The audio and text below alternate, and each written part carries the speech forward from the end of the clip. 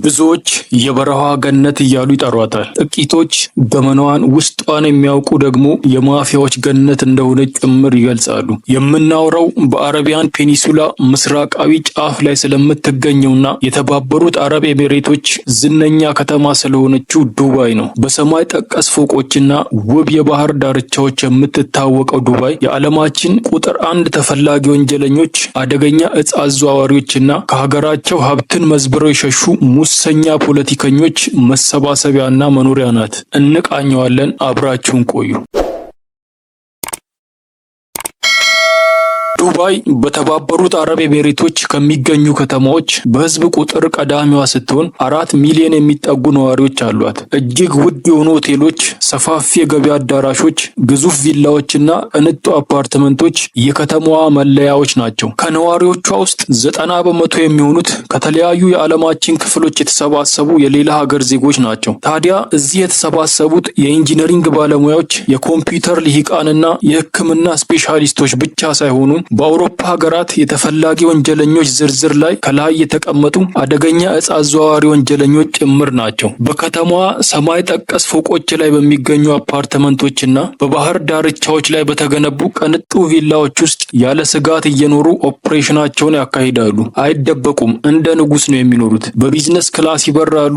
ምርጥና ታዋቂ በተባሉ ምግብ ቤቶችም ይመገባሉ። አንዳንዶቹ በእጽ ዝውውር እስከ $100 ሚሊዮን የሚደርስ ሀብት እንዳካበቱም ይነገራል። ከነዚህም መሃል የአሜሪካ መንግስት ለዓለም የፋይናንስ እንቅስቃሴ ስጋት ነው ሲል የገለጸው አየርላንዳዊው ዳንኤል ኪናሃን፣ የኮኬን ጌታ በመባል የሚታወቀው ስፔናዊው አሌሃንድሮ ሳልጋዶ ቬጋ እንዲሁም ፈረንሳዊው ታሪክ ከርቡቺ ቀዳሚዎቹ ናቸው። ታሪክ ከርቡቺ እጅግ ግዙፍ መጠን ያለው ማለትም 3.3 ቶን ኮኬን ወደ ፈረንሳይ በማስገባቱ በሀገሪቱ መንግስት በጥብቅ ይፈለጋል። ይህ ወንጀለኛ በዱባይ ቅንጡ ህይወትን ከመኖር አልፎ በየዓመቱ በሚካሄደው ገልፍ ራዲካል ካፕ በተሰኘ የመኪና ውድድር ላይ ተወዳድሮ 2ኛ ደረጃን ይዞ አጠናቋል። እነዚህና ሌሎችም ወንጀለኞች በምቹ የዱባይ ቤታቸው ሆነው በአውሮፓ ግዙፍ ወደቦች በአንትወርፕ፣ ሮተርዳምና ለሃቭሬ በኩል ኮኬን በገፍ ወደ አውሮፓ ያስገባሉ።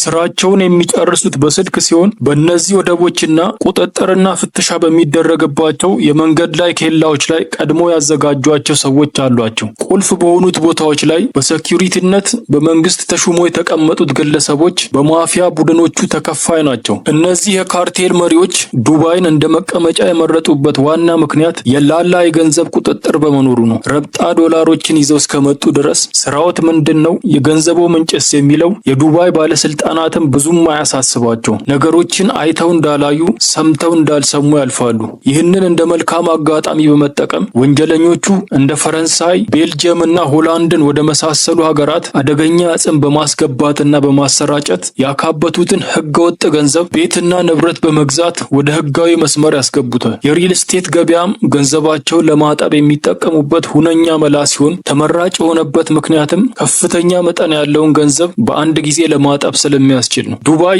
የሞቀ የሪል ስቴት ገበያ ያላት ከተማ ናት። በሚሊዮን ዶላሮች የሚያወጣ ቤት ወይም ህንፃ ወደ ገበያ ከወጣ በ15 ደቂቃዎች ውስጥ ሊሸጥ ይችላል። ይህ ሁኔታ ወንጀለኞቹ በእጃቸው ያለውን ህገወጥ ገንዘብ በፍጥነት እንዲያስወጡ ያስችላቸዋል። በተጨማሪም በዱባይ ሰፊ የጥሬ ገንዘብ የካሽ እንቅስቃሴ መኖሩና ከተማዋ በአውሮፓና በደቡብ እስያ መካከለኛ የሆነ ስትራቴጂክ ቦታ ላይ መገኘቷ የእነዚህ አደገኛ ወንጀለኞች ተመራጭ መኖሪያ እንድትሆን አድርጓታል። የፈረንሳይ መንግስት በዱባይ የሚኖሩ በጥብቅ የምፈልጋቸው ናቸው ሲል 30 ሰዎችን የለየ ሲሆን ቤልጅየምም ቅድሚያ የሚሰጣቸው ስትል የ20 አደገኛ ወንጀለኞችን ዝርዝር ይፋ አድርጋለች። የተባበሩት አረብ ኤሚሬትስ መንግስት ከዓለም አቀፍ ተቋማት የደረሰበትን ጫና ለማርገብ ጥቂት ወንጀለኞችን በቁጥጥር ስር ቢያውልም አሁንም ትልልቅ ስም ያላቸው አደገኛ እጽ አዘዋዋሪዎች የተንደላቀቀ ኑሮን በዱባይ እየኖሩ ይገኛሉ።